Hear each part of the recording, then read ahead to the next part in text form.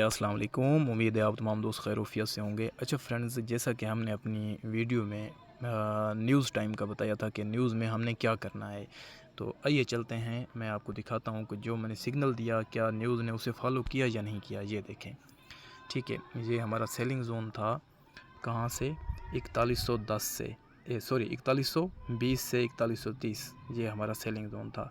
ठीक है, मार्केट 4120 से सेल हुई। अभी करंट मार्केट देखें कहाँ पर पहुंची हुई है, ये देखें, ये रिज़ल्ट चेक करें आप।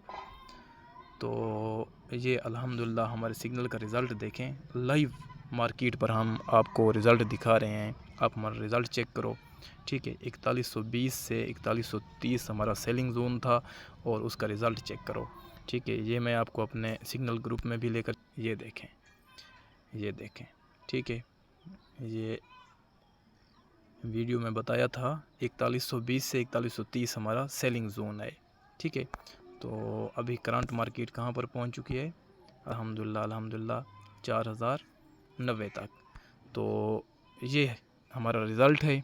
आप भी इसी तरह ज्वाइन कर सकते हैं हमें, और डेली बेस पर आप भी प्रॉफिट अर्न कर सकते हैं।